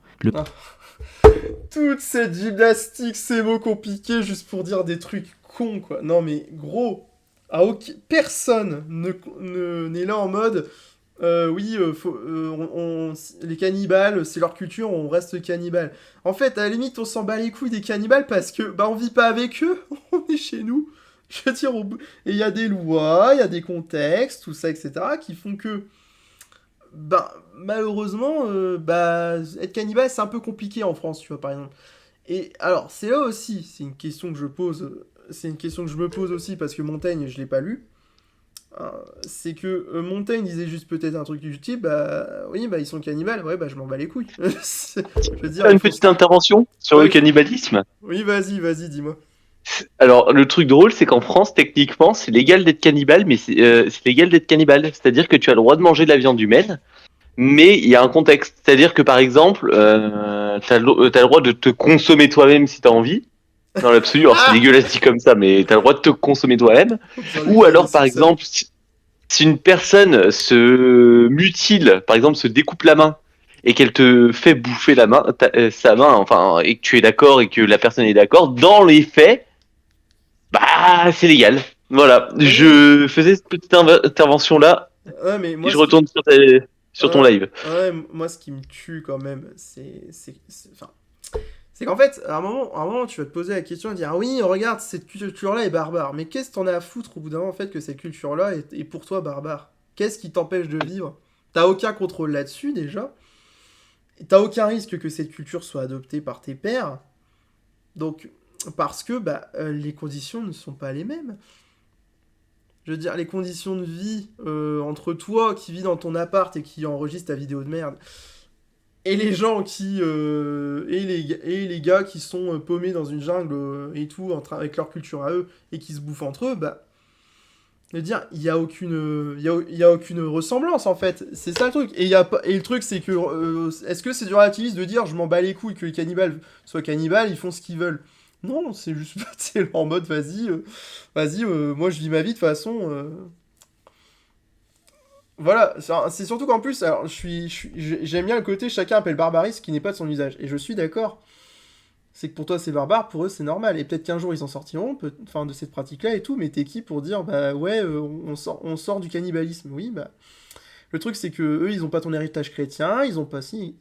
Alors à moins que tu considères que ton héritage chrétien est supérieur aux autres. Le truc c'est que là t'es dans la subjectivité, tout ça, etc. Et surtout, bah. Qu'est-ce qu'est-ce que ça fait. Enfin, même en fait, même en disant ça, qu'est-ce que ça fait? Est-ce que du coup, vu que t'es fier de ton héritage chrétien, tu vas te battre pour la fin du cannibalisme dans les tribus amazoniennes ou je ne sais quoi? Bah. Je pense pas en fait. Je pense que tu vas juste t'en battre les couilles, tu vas dire ah là là, tu vas juste te sentir un peu supérieur, mais c'est tout, tu vois, ça va pas aller plus loin que ça. Bon. Le brave commentateur qui a découvert la culture Navarro 1 minute avant de poster son commentaire ne se demande même pas dans quelle mesure les éléments de la culture Navarro sont adaptables à notre culture occidentale. Mais personne ne va dire ça, putain, personne. Et si la culture Navarro ne va pas de pair avec un polythéisme Navarro qui lui déplairait foncièrement, ou même plus banalement avec un fonctionnement. Voilà, bah, là en fait, clairement, je suis d'accord avec lui sur le principe, hein, oui, la culture Navarro va avec le polythéisme Navarro, mais à quel moment t'as entendu un gars te dire... T'as entendu un militant d'Assos LGBT sérieux te dire nous on veut le système des Navarros? Mais à aucun moment, un personne. ordre social qui lui déplairait tout autant. Mais plus encore, ce syndrome d'universalisme déraciné est en réalité le paravent d'un objectif idéologique. Car, en définitive, dans ce débat, la question de savoir si les Navarros possèdent ou non un troisième genre est en réalité très secondaire à la question de savoir pourquoi diable on devrait s'inspirer des Navarros sur ce point. Mais il y a des faits sociaux, gros. C'est pas juste les Navarros, c'est juste qu'à un moment, quand il y a des gens qui se posent la question mais pourquoi vous voulez être non-binaire et tout, bah, du coup, on essaie de trouver d'autres cultures dans lesquelles ce schéma existe aussi. Personne n'a dit on veut le système des Navarros, c'est juste qu'on te dit bah, la non-binarité, tout ça, ou voir les personnes trans, ça existe, connard. C'est tout. Ça va pas plus loin que ça. À aucun moment on a essayé de prendre la culture des Navarros, des Ishra, tout ça, etc. en Inde pour se dire vas-y, on va intégrer ça en France. Personne n'a dit ça, quoi. Si j'observais, moi, que dans certaines peuplades africaines, les homosexuels sont persécutés, devrions-nous sur le champ adopter pareilles mœurs? Si j'observais, moi, que dans certaines tribus de bédouins, les femmes sont lapidées, devrions-nous sur le champ adopter... Ah, le sophisme, parce qu'en fait, j'aime bien comment il essaye de se racheter une vertu, tu sais, en mode regardez, moi, je veux respecter les homosexuels, je veux respecter les femmes, contrairement à ces tribus d'Afrique, tout ça, etc. Ce qui a du coup des relents un peu racistes, hein, on va pas se mentir, parce que bon... Je suppose que si toi tu es blanc, tout ça, etc., il faudra peut-être que tu balayes devant ta porte parce que je pense pas hein, que tu sois clean au niveau. Enfin, parce que t'es micto, tu peux pas être clean là-dessus. Alors... pareilles mœurs. Si j'observais, moi, pour faire référence à Montaigne, que dans certains villages indiens on déguste de la chair humaine, devrions-nous sur le champ adopter pareilles mœurs? Qu'est-ce qui décide alors de l'impérieuse nécessité de s'inspirer des Navarros plutôt que des tribus de bédouins, sinon des biais idéologiques et des partis pris politiques de celui qui se drape d'anthropologie? Oui, bah alors l'anthropologie aussi, ça a été pendant longtemps un prétexte pour justifier les colonisations racistes et tout en Afrique. Donc, il y a même des anthropologues qui étaient très étonnés de voir que certaines peuplades d'Afrique étaient très civilisées, contrairement à ce qu'on leur avait dit. C'est vous dire à quel point l'anthropologie a été politisée à fond, dès le départ. Donc viens pas me parler d'idéologie politique, parce que la science peut y participer grandement. C'est ce qui s'est passé avec l'évolutionnisme et tout, aussi, pour justifier l'eugénisme des personnes dégénérées ou autres. Donc non, non, non, pas à moi, pas à moi. Résumer ma position jusqu'à présent, je considère que les commentateurs qui voudraient s'appuyer sur la variabilité du genre en fonction des cultures pour justifier de tout changer ici, sélectionnent des phénomènes culturels en ignorant volontairement un contexte culturel et en fait utilisent de l'anthropologie uniquement à des fins Mais on n'utilise même pas l'anthropologie, on utilise l'anthropologie de la sociologie. Oh, putain. J'aime bien le sophisme. Allez, c'est parti, On va cesser de parler d'anthropologie et parler un peu d'organisation sociale. Pour tout vous dire, l'idée de cette partie m'est venue dans un train où je me suis retrouvé à partager une banquette avec une nonne, ce qui est assez rare de nos jours. Et cette nonne m'a rappelé ce qui est une évidence, à savoir qu'au sein d'un même genre, les comportements, les vêtements et les codes de conduite varient largement. Je connais des gens qui voudraient me faire croire que le choix de l'abstinence constitue un genre à part entière. Et pourtant, en la personne de cette nonne... Attends, Quoi mais être asexuel, c'est pas un genre. Oh putain. Oh, le niveau de confusionnisme. Oh putain. J'avais là sous les yeux un exemple d'abstinence et, s'il était possible de distinguer cette religieuse et cette autre femme du train, personne n'aurait songé cependant à lui refuser un statut de femme ou à l'apercevoir comme un 17e genre asexuel. Il existe en réalité de nombreuses Oui, non, mais c'est bien ce que j'ai compris, en fait. Mais là, c'est... Oh, putain, mais être asexuel, c'est pas un genre, oh putain. Mais il comprend rien à ce qu'il explique. C'est encore pire que ce que je pensais, parce que j'avais passé lors du premier visionnage cette connerie. Oh, non, mais putain... Mais c'est pas possible d'être aussi con. Être asexuel, c'est pas un genre. C'est une sexualité, quoi. Enfin, c'est du coup une absence de sexualité. Et la nonne, si elle ne veut pas baiser ou quoi que ce soit, c'est pas parce qu'elle est asexuelle, c'est juste parce que... Enfin, peut-être qu'elle a la chance d'être asexuelle, donc c'est un peu plus facile, on va dire, de s'éviter, on va dire, le péché. Même si, bon, ça veut dire que du coup, il peut rester le romantisme. Mais... Mais putain, mais... J'en peux plus déjà. Catégories pour chaque sexe, socialement parlant. On peut identifier des types d'hommes très différents. Des sportifs, des intellos, des timides, des blancs-becs, des efféminés, des queutards, des charmeurs, des coincés, des pinces sans rire, des pisse-froids, des rigolos, et des centaines d'autres adjectifs. Les codes socioculturels des routiers du nord de la France ne sont pas les mêmes que ceux des cadres supérieurs de la finance parisienne, ni même que ceux des geeks. Le genre masculin n'est pas un corset inflexible, et même les plus bourdieusiens se souviennent de la cartographie. Ah là là, j'aime bien comment il cite... Ouais, le problème, en fait, c'est que... On va dire... Non, en fait, c'est le problème, c'est que le genre, en fait, c'est quelque chose d'effectivement très flexible, etc. Heureusement, d'ailleurs. Mais c'est aussi quelque chose de très restrictif. C'est-à-dire que quand tu nais, par exemple, en tant qu'ouvrier... les interactions entre ce qu'on perçoit de toi, c'est-à-dire que si par exemple tu es né homme à la naissance, mais que bah, tu peux avoir un comportement par exemple qui laisserait penser que c'est un peu gay par exemple, etc., ou un peu trop efféminé, bah, t'as de fortes chances, du coup, vu les codes de masculinité de ton milieu, de te faire taper dessus, que ce soit par ton père, par tes pères, etc. Enfin, bref, qu'on te fasse comprendre que toute trace de féminité n'est pas normale.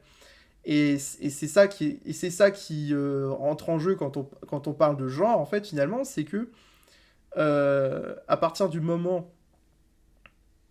où il y a, on va dire, des interactions entre une classe sociale homme et une classe sociale femme et tout, et qu'il y a des clashs entre les deux, etc., et que ça crée des inégalités, qu'elles soient économiques, sociales, etc., bah, là, les militants vont estimer qu'il y a quelque chose à changer. Et l'une des manières qu'ils ont trouvé pour changer ça, c'est de dire, c'est déjà c'est déjà de foutre en l'air l'image stéréotypée des hommes et l'image stéréotypée des femmes. En admettant qu'il peut y avoir des femmes masculines et des hommes féminins, premièrement, mais aussi en admettant par exemple que des fois tu peux passer d'un genre à l'autre sans problème, ou au contraire qu'une personne n'est pas forcément déterminée par par ses organes sexuels, etc. Et ça, c'est quelque chose que tu ignores totalement parce que t'as décidé de t'as tout simplement décidé que tu n'allais pas parler de ça, en fait. Et c'est ça l'intérêt, en fait, de lire sur le genre, c'est que tu te rends compte que c'est quelque chose qui est très différent selon que ça influe sur les processus de socialisation, et que ça dépend aussi beaucoup de ce que tu présentes là sur ton graphique, capital culturel, capital économique, etc. Enfin...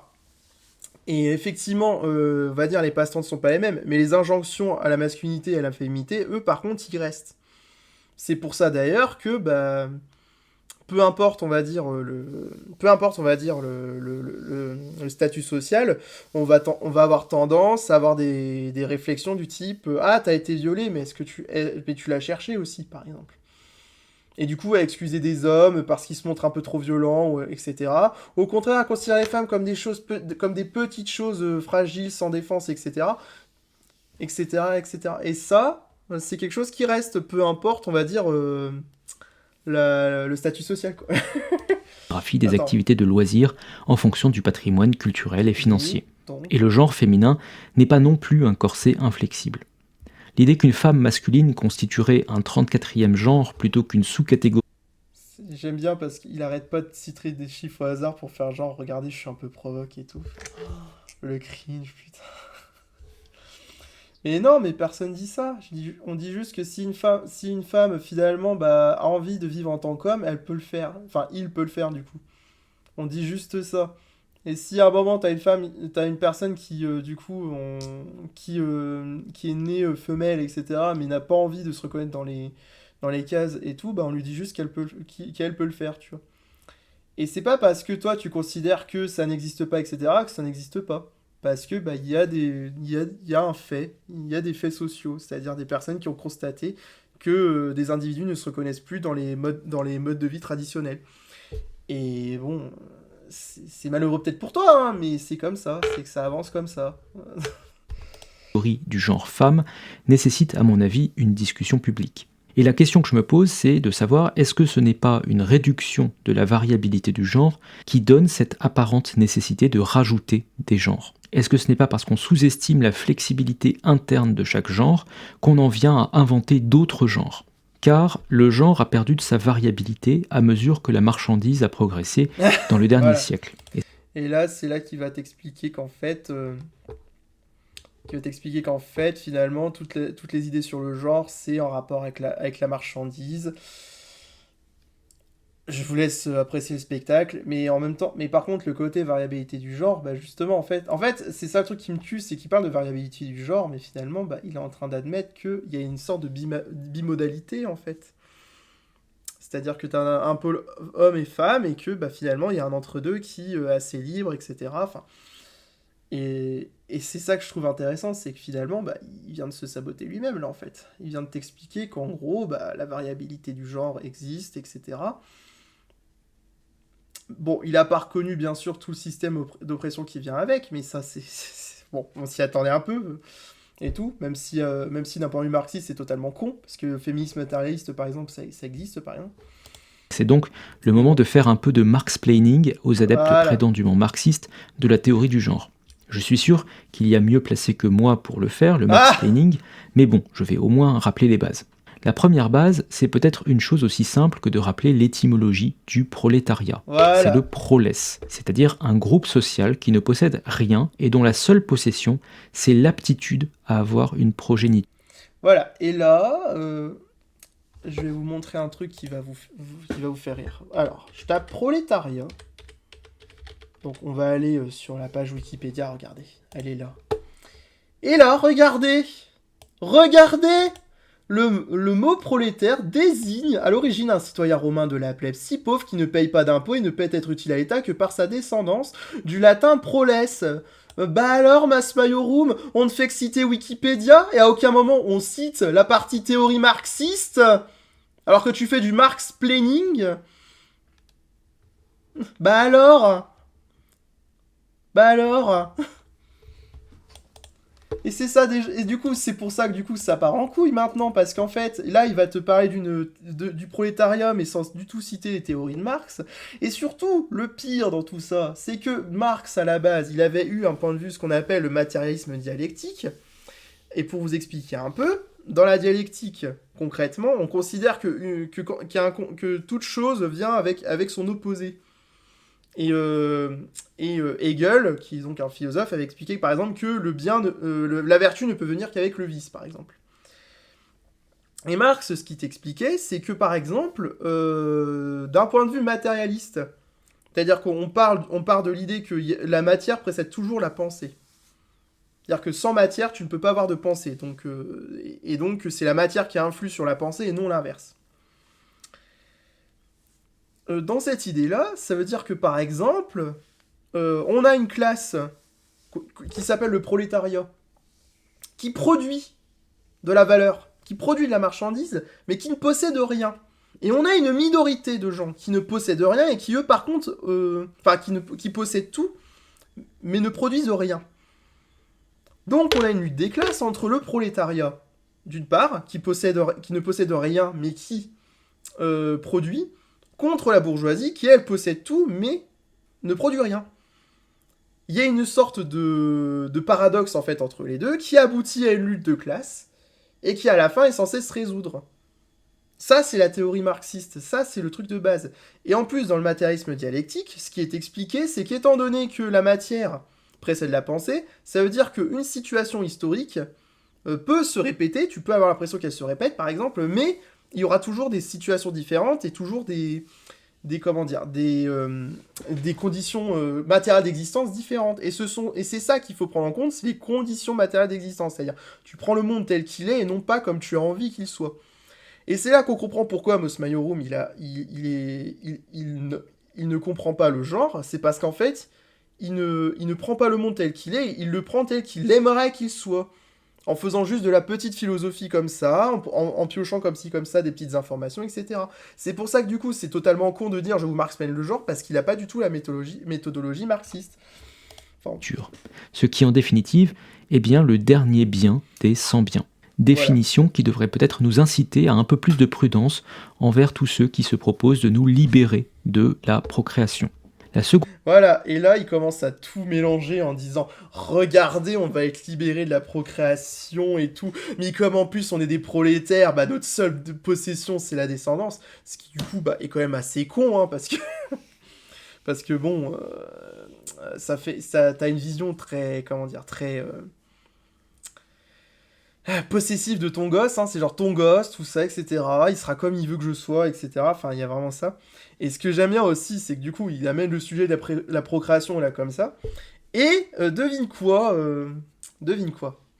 Et bah la procréation, ça a déjà été abordé dans le marxisme. Et on expliquait justement, alors je crois que c'est John D'Emilio, à la limite, faudrait que je fournisse un jour les articles et tout, qui est expliqué qu'en fait, dans le système capitaliste, le système capitaliste, il a détruit la famille au fur et à mesure, ce qui a permis l'apparition des mouvements LGBT. Mais de l'autre côté, ce qu'il fait, c'est que la bourgeoisie essaye de s'assurer quand même qu'il y a un minimum de prolétaires qui puissent se reproduire, pour ensuite pour ensuite s'offrir la nouvelle génération d'esclaves qui va bosser sous leurs ordres. En gros. Donc là, ce que t'es en train de dire, c'est t'es en train de défendre le système en mode oui, étant donné que c'est notre seule descendance, que notre descendance est notre seule propriété, il faut la défendre à tout prix afin que eux aussi ils deviennent des esclaves, voilà, du système et des bourgeois, voilà. Oui, sauf que et c'est ça aussi qui fait que tout ce qui concerne les personnes LGBT, etc., sont généralement réprimées dans pas mal d'États. Notamment dans certains États, type États-Unis, tout ça, etc., en mode descente de barguet, etc. Parce que, étant donné que tu peux montrer aux gens qu'il y a une autre chose dans la vie que de procréer et tout, forcément, ça incite pas les gens à faire des enfants, enfin, dans la tête des bourgeois en tout cas. Donc forcément, c'est des idées dangereuses, tu vois, qu'il ne faudrait pas répandre. Tu vois. Mais ça, tu le saurais si t'avais lu John D'Emilio, quoi. Une base marxiste, c'est la recherche des profits. Ce que cette recherche des profits conduit à faire, c'est à internationaliser les marchés et à vendre partout, de Voilà. Tokyo à Rio, les mêmes vêtements qui se Je vais à ressemblent pour Rio. obtenir de précieuses économies d'échelle.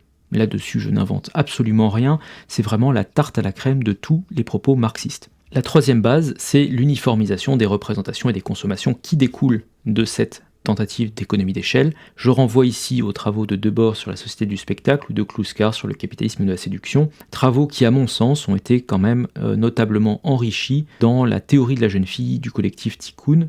J'en avais fait une vidéo à l'époque, figurez-vous, donc vous pouvez aller chercher. Bref, qu'est-ce que ces grandes théories marxistes nous suggèrent ? Eh bien qu'en réalité nous avons assisté à une grande uniformisation et une simplification. Uniformisation des cultures, dont la preuve la plus élémentaire consiste à observer que d'un pays à un autre, les centres commerciaux ont toujours les mêmes enseignes. Uniformisation aussi des représentations, avec la disparition de spécificités locales ou de tranches d'âge. Et ça, j'aime bien parce que du coup, en fait, il est en train de t'expliquer que le capitalisme, ça essaie d'uniformiser tout. Et ça, je suis tout à fait d'accord avec ça. Mais là, il va te faire une de ces pirouettes pour essayer d'intégrer le genre dans le truc en mode, voilà, regardez, voilà pourquoi il faut pas penser au genre, etc. Enfin, Dont le stade terminal est la réduction de la féminité à sa déclinaison commerciale et consommatrice, c'est-à-dire l'image de la jeune fille en particulier. Voilà, donc déjà, la théorie de la jeune fille, ce que j'aime bien, c'est que c'est un truc totalement obscur, qui a pas été développé des masses et tout.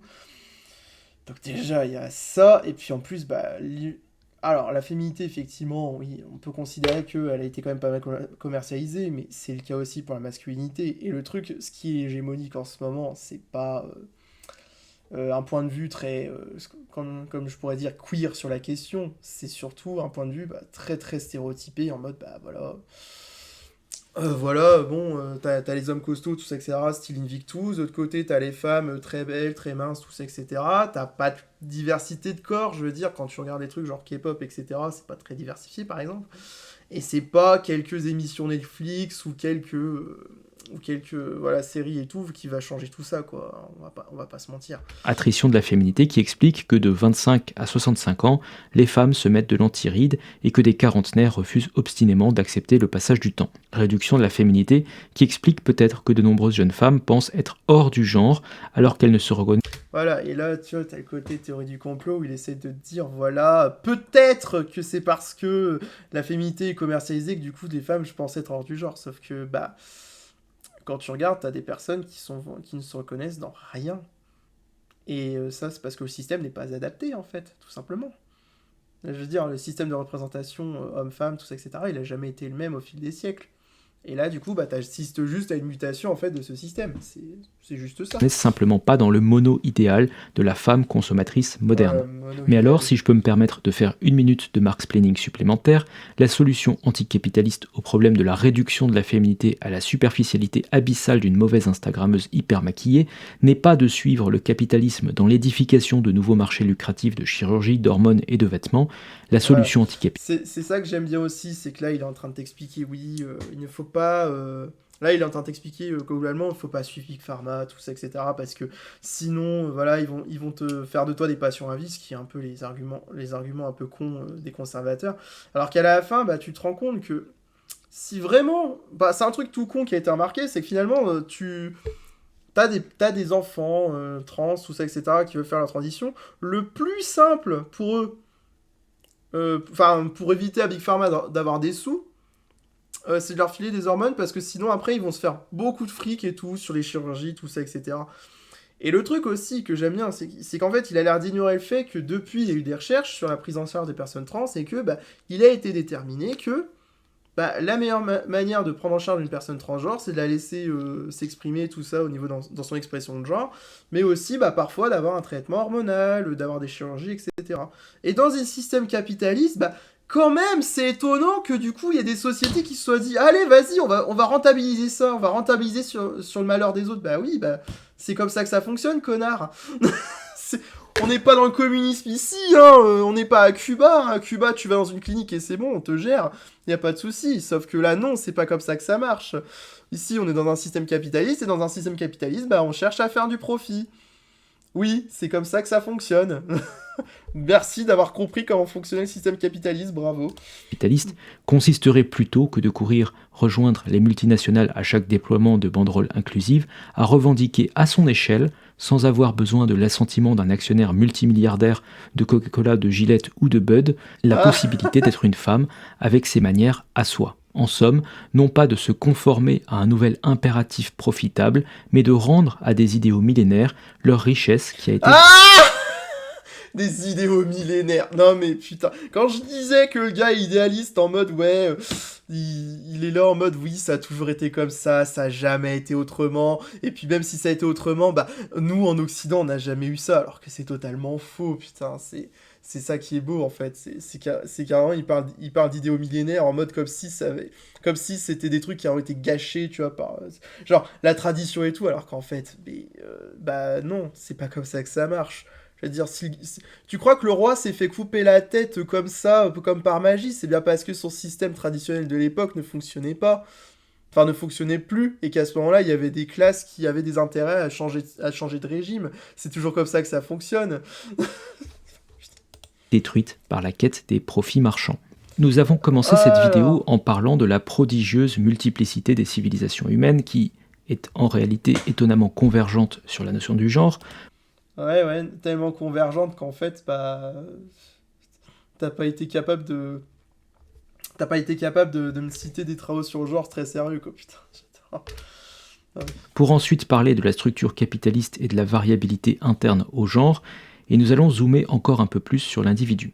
Parlons du Allez. lien entre individu et construction sociale et commençons peut-être par une analogie. Dire bonjour le matin et bonsoir le soir est une Ah construction oui, sociale. putain. L'idéologue se propose de dire que parce que lui se couche tard et dort plus la journée, il convient désormais, selon son référentiel à lui, de dire bonsoir chaque matin lorsque le soleil se lève et bonjour chaque soir lorsque le soleil se couche. À la rigueur, cette fantaisie serait tolérable s'il vous laissait le loisir de répondre bonjour en rigolant, sauf que l'idéologue ne veut pas que vous rigoliez de son bonsoir, vous devez le prendre très au sérieux lorsqu'il le dit, et il ne veut pas non plus vous laisser répondre bonjour ou rappeler que le bonjour s'emploie à cause de la course du soleil. En fait, quand il recourt à la J'aime bien parce que là, il essaie de dire on peut pas appeler.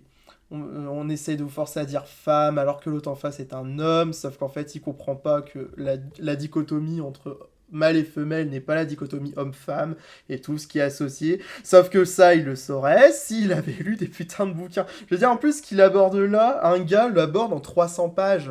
C'est Thierry Hockey, ça s'appelle Des sexes innombrables.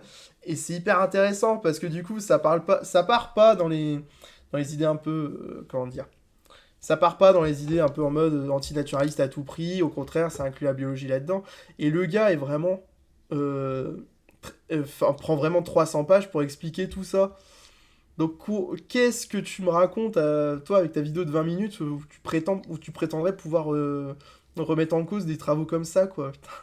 notion de construction sociale, ce que l'idéologue veut réellement dire, c'est qu'il pourrait imposer sa vision du monde à ses congénères Ah et faire de son ressenti personnel la boussole.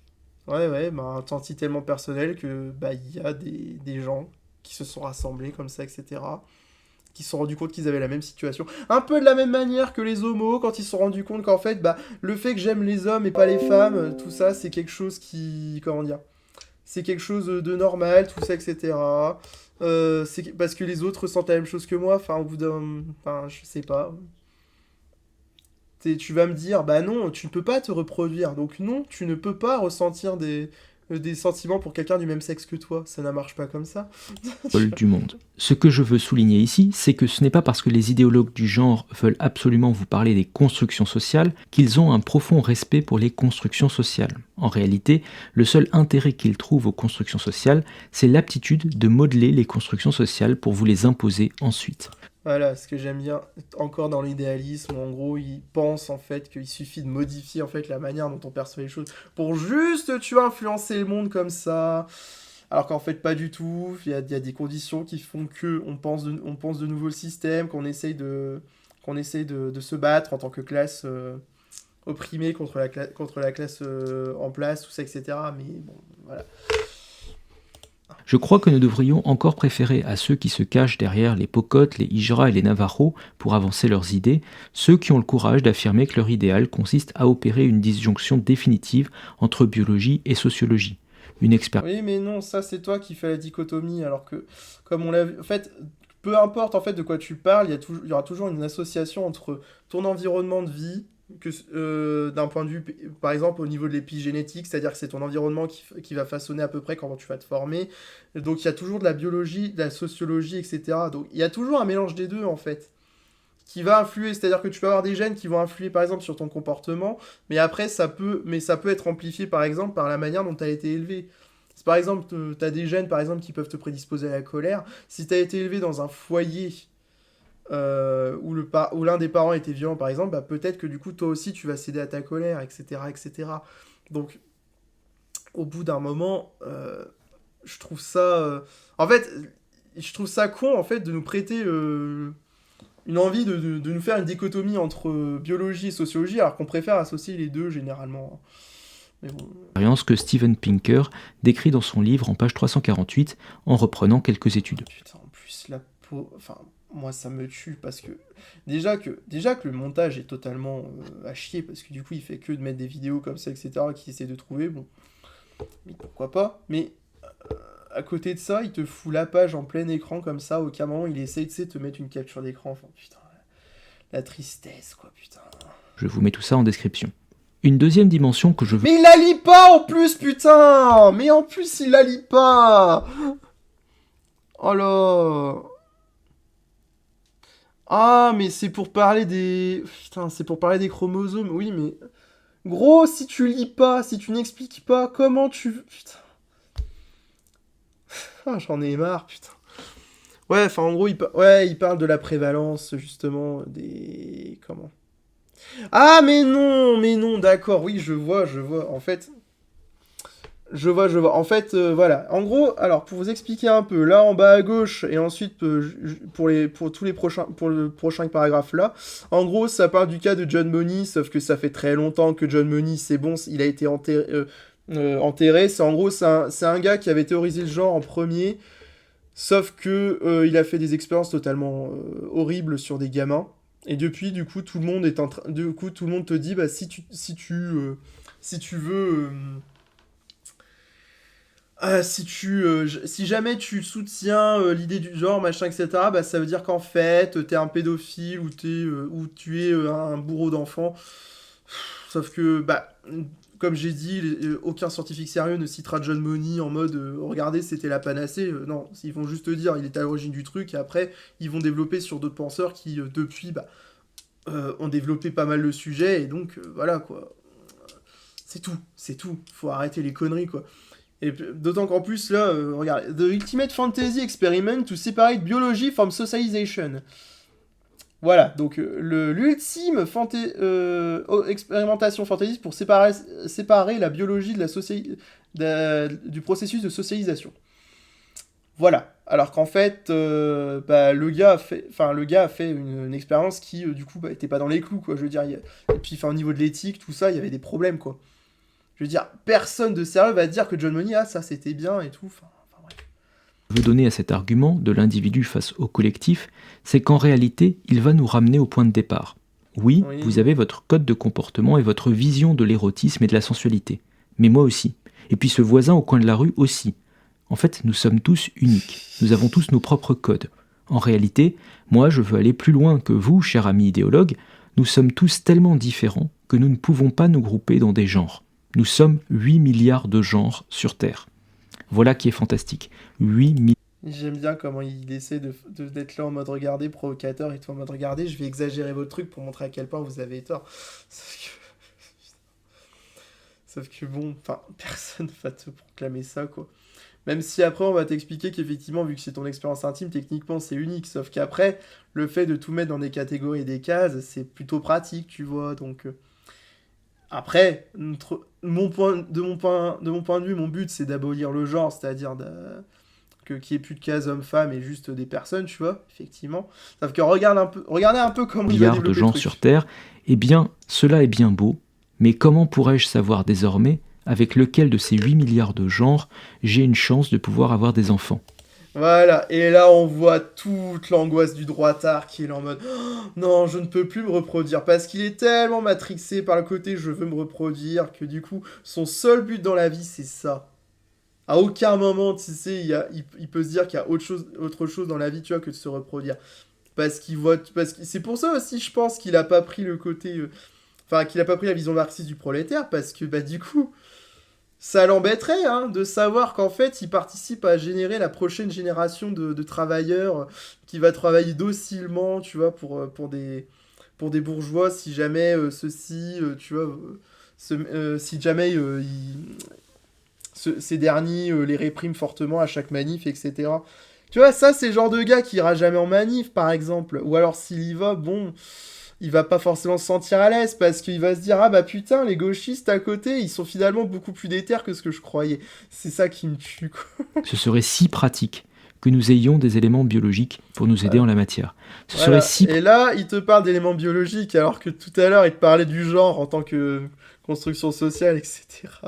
Et c'est ça le truc, c'est que oui il y a peut-être des éléments biologiques sauf que ces éléments biologiques sont pas stables et concernant le genre en règle générale bon il me semble pas que t'as une lunette à chromosomes pour savoir si la personne que t'as en face de toi est XX ou XY, tu vois. C'est par le genre que ça passe, surtout. Parce que... Et certains me diront, oui, mais les seins, oui, mais il suffit que je mette des prothèses, etc. pour avoir des seins, et peut-être que tu vas me confondre avec quelqu'un. Alors, après, j'ai des seins, hein, techniquement, vu que j'ai commencé mon traitement hormonal il y a pas mal de temps. Mais...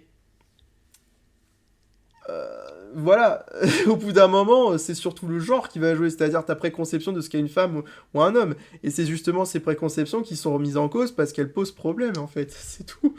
Pratique pour moi de pouvoir repérer les quelques milliards de genres qui pourraient me donner de beaux enfants simplement en regardant, je sais pas moi, une silhouette ou une chevelure ou des vêtements. Il serait pratique même, si on poussait le vice jusque-là, qu'une simple indication de pronom me permette d'identifier lequel parmi les 8 milliards de genres cherche un autre genre. Tenez, on pourrait utiliser mademoiselle pour cela. C'est joliment désuet, mademoiselle. À moins que le but de tout... J'aime bien parce qu'il est tellement idéaliste, du coup, qu'il voit pas toute la signification derrière les mots, l'histoire, et pourquoi le terme a été rejeté. Putain, toute cette agitation frénétique genriste ne soit réellement de supprimer la reproduction elle. Voilà. Voilà, j'aime bien parce que du coup, c'est pour ça que je parlais de théorie du complot tout à l'heure, c'est qu'il était... Là, il est parti en mode, vas-y, peut-être, en fait, que les transgenres cherchent à éliminer la procréation, etc. Sauf que, gros, ça arrangera pas les capitalistes. Les capitalistes qui veulent, c'est une bande de gens soumis et tout, prêts à faire leur basse besogne. Ils en ont rien à foutre, en fait, que... Enfin... Je veux dire, c'est bien pour ça qu'ils s'en sont pris au barguet, tout ça, enfin, à toute idée pouvant signifier que peut-être, en fait, la natalité, on en a rien à foutre, en fait, tu vois. C'est... En définitive, cette démultiplication du genre ne peut que nous conduire à recréer deux genres et éventuellement un troisième genre troublé. Parce que la binarité du genre a un usage social. Ce n'est pas une construction sociale arbitraire, c'est une construction sociale qui reflète des besoins de la société. Je cite Pinker à nouveau, les différences de sexe ne sont pas des décisions arbitraires de la culture occidentale, comme pourrait l'être la décision de conduire à droite ou à gauche. Dans une certaine communauté de chercheurs, on trouve 1000 défenseurs de l'idée que le genre est infiniment moins binaire et infiniment plus compliqué que ce que l'on croit. Et l'on trouve étonnamment peu de gens pour rappeler que c'est précisément parce que c'est infiniment compliqué qu'on a créé des catégories Ouais, sauf que le problème, c'est qu'en science, les catégories, bah, quand elles conviennent plus, on essaye de les redéfinir. C'est comme ça que ça fonctionne, en fait, ces processus, quoi. Infiniment simple. Ces catégories ont l'infini bon goût d'être flexibles et d'autoriser des sous-catégories. On a toujours utilisé... C'est pour ça que les gens viennent te faire chier quand tu vas dire « je suis une femme trans », ils vont dire « non, t'es pas une femme trans, t'es un homme !» Oui, bah va te faire foutre, putain. Tu vois, c'est... Ah là là, c'est incroyable quand même, ils sont quand même sympas, hein, ces scientifiques et ces gens qui sont pas idéologues du tout, de nous faire des catégories flexibles, mais pas tant que ça en fait, finalement. Des adjectifs ou des images pour raffiner la... Non, t'es pas une femme trans, t'es un homme! Va te faire foutre. Mais ni les exemples... Et par qui? Ni les exemples... Par moi et ta femme, en même temps. anthropologiques, ni les injonctions... Putain, j'en peux plus. Vas-y. On va arrêter là maintenant parce que là, tu m'as l'air agité. Mais voilà, non, mais tu vois. Genre, non, mais, tu me sors ça comme ça. On va arrêter là parce que t'as l'air agité. Non, mais c'est juste que tu m'as fait rire quand vraiment, ça m'a tué quand t'as sorti ça. Bah ouais, bah j'étais sérieuse, hein. En vrai. En vrai, si un jour ça intéresse ta femme. Ah Si un jour ça intéresse ta femme, hein, pourquoi pas. Non, mais voilà, ça me fait quand même récurrent comme un bel lâche. Putain, je vois tes commentaires, je les avais pas vus, désolé. Non, mais t'inquiète pas, le deuxième, s'il y avait eu d'autres commentaires, je te l'aurais dit de toute façon dans tous les cas. Oui, non, Mais clairement, le deuxième, je t'en ai reparlé directement derrière oui, parce non, que mais ça me semblait. j'ai vu. Bah après, enfin, tu vois le niveau du mec, quoi, le gars. Enfin, Ouais, non, bon, mais après, voilà, tu vois, non, mais il est dans ses idées personnelles, tu vois, il est dans ses idées, entre guillemets, de construction sociale personnelle, entre guillemets. Après, en ouais. soi, bon, Non, mais en je veux fait, dire, ce genre de mec, est-ce que ça sert vraiment de débattre avec ce genre de mec, finalement, qui a son bah, idéologie, qui a sa façon de penser, qui finalement va toujours se trouver une situation où, en fait, pour lui, t'auras tort, parce que de toute bah, façon, t'as tort pour lui. Bah, Je en sais pas fait, si tu vois ce que je veux dire. en fait, ce qui me fait marrer, moi, c'est que là, ce qu'il dit, on en apprend plus sur lui et ses insécurités que sur nous, tu vois. Non, mais parce que le coup de oh mon dieu, l'idéologie genriste, son but à la fin, c'est de plus permettre la procréation, putain, mais enfin, pour moi, c'est un mental de victime. En mode, Mais le tu sais que système, non il est mais comme ça, donc je veux me reproduire, d'accord, hein, j'aimerais me reproduire en paix, bande d'individus.